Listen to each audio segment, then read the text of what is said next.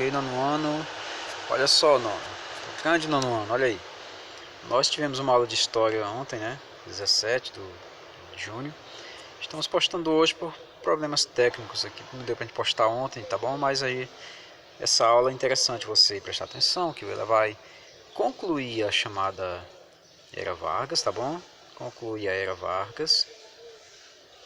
E ela vai dar entrada no próximo capítulo, que é a Segunda Guerra Mundial. Tá bom? Então nós temos aí duas etapas dessa aula de hoje. Concluir a parte de Era Vargas, que eu vou dar umas dicas para você, que vão ajudar vocês a responder a atividade do livro. E depois vamos começar no capítulo seguinte, que é a Segunda Guerra Mundial, que não deixa de ter Vargas no meio também não. De um certo modo, o contexto é esse. O Vargas estava sempre inserido aí na Segunda Guerra Mundial, ele também participou. Então, gente, é o seguinte, nas páginas do nosso livro, aí na página 96, a gente tem umas questõezinhas aí. Eu vou até passar para casa na próxima semana para vocês responderem esse livro. Para ajudar vocês na resolução, por exemplo, questões como a quarta questão, por exemplo, ela pergunta qual o contexto, o que estava acontecendo no mundo, né, em que surgiu os integralistas no Brasil. Os integralistas eram aquele partido político que pregava uma coisa parecida com o fascismo, tá bom? Eles eram fascistas aqui do Brasil. É aquela coisa totalitária, aquela coisa de intolerância, violência. A palavra de ordem deles era tipo isso. Desejavam que o Brasil se tornasse um país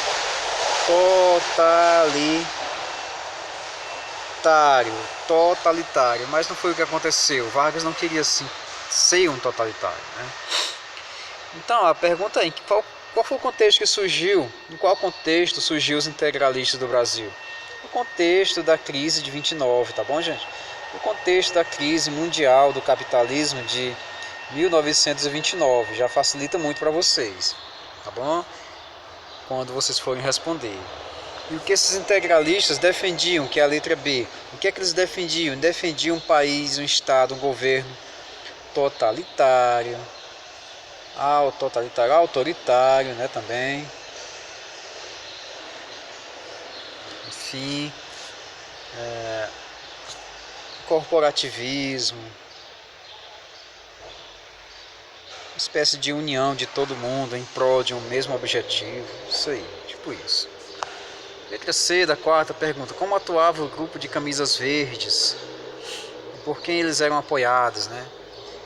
Os camisas verdes é uma espécie de pedaço aí do integralismo, e eles agiam com violência, né? Eles espalhavam ideias de ódio, ideias de terror, ideias de que um país só vai para frente se o país for um estado firme, né?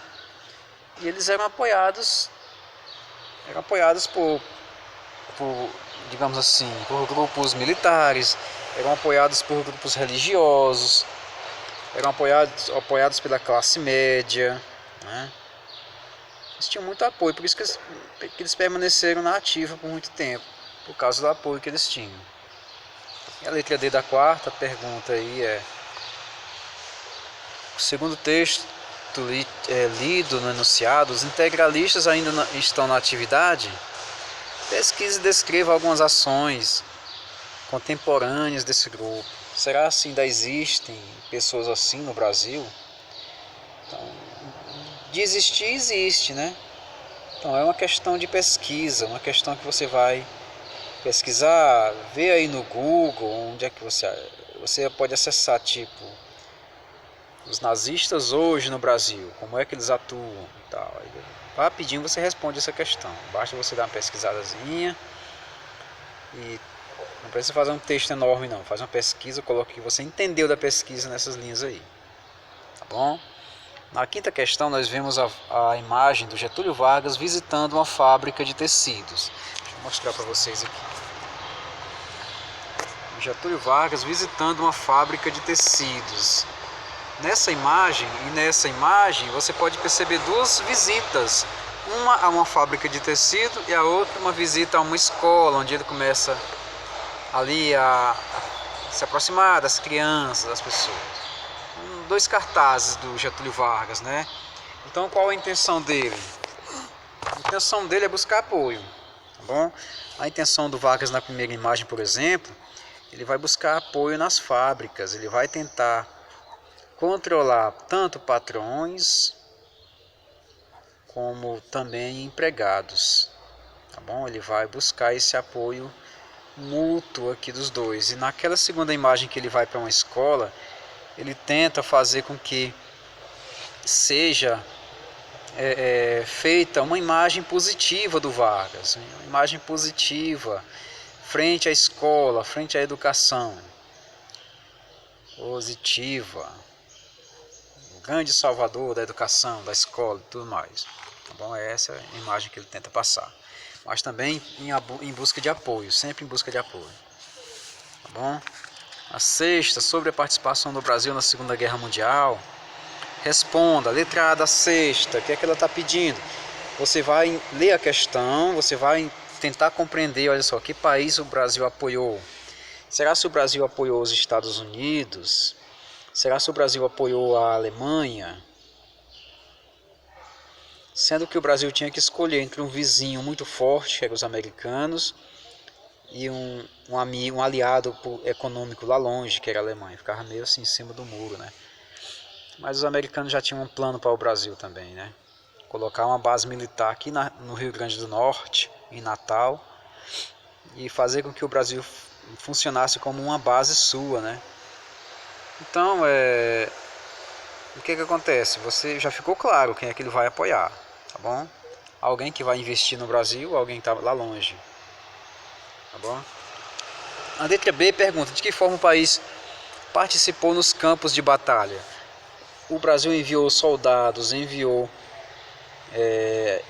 pilotos de avião, o Brasil enviou remédios, o Brasil enviou enfermeiros. Tudo isso o Brasil enviou para os campos de batalha na Segunda Guerra Mundial, em 1945. Explique o que foi o movimento queremista, né?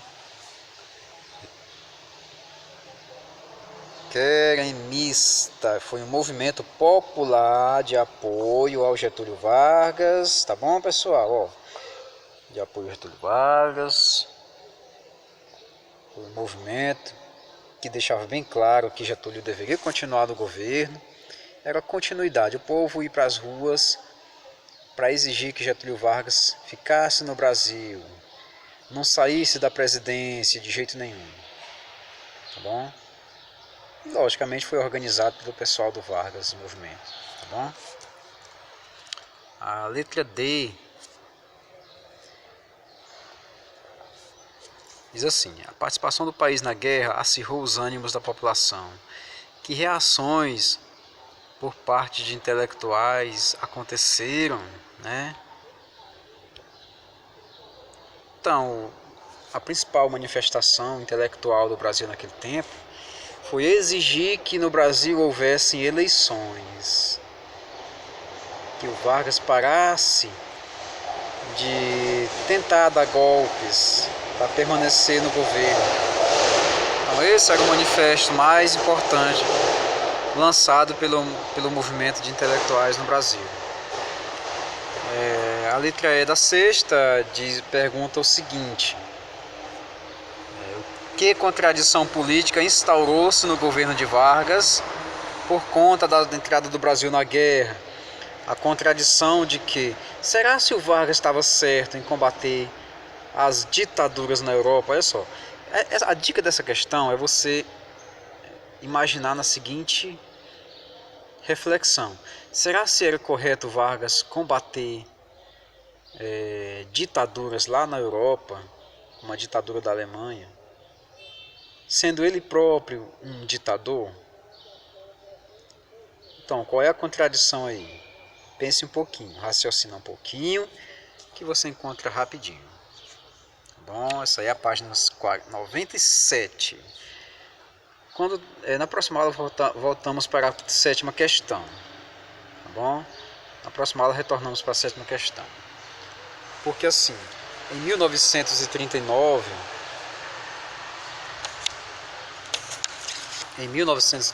começava o maior conflito do mundo, né?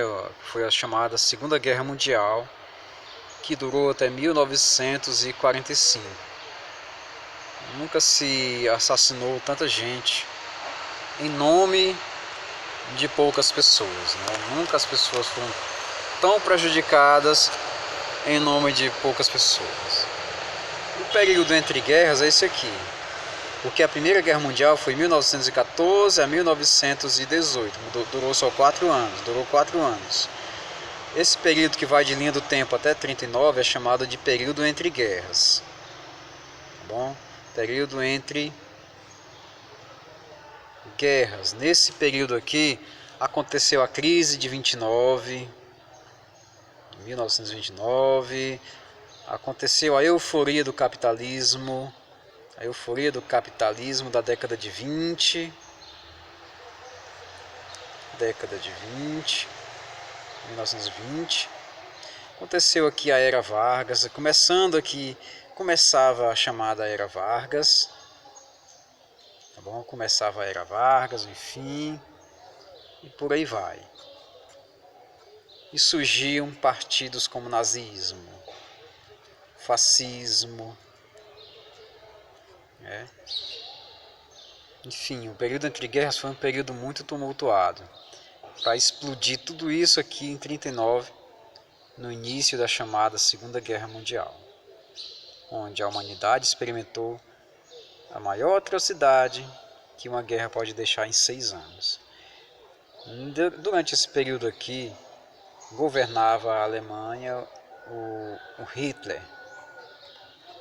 O Hitler que mandava na Alemanha, já era chanceler alemão, né? Ele conseguiu chegar ao poder após perder as eleições para primeiro-ministro.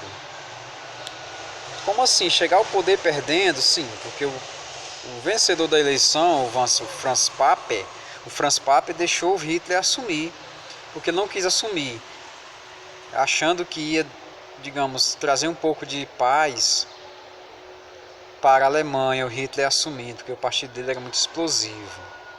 Assumindo, acontece um atentado no parlamento alemão e o pessoal do Hitler acusa os comunistas. Então Hitler exige que o presidente da Alemanha, o Hindenburg, assine um documento dando plenos poderes a ele. E ele consegue esse documento. Deu para perceber que ele não era o presidente. Havia um presidente, o Hindenburg, né? Ele era apenas o primeiro-ministro, o chanceler, como eles também chamavam. O presidente Hindenburg acabou morrendo e quem assumiu foi o chanceler, né? Já era o chanceler.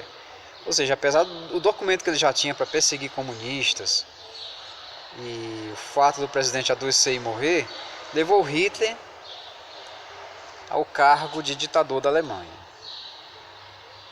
em 1933.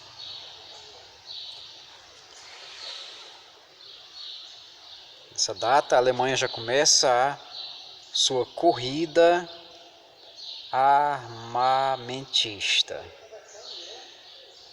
Olha o tamanho da linha do tempo para chegar até aqui.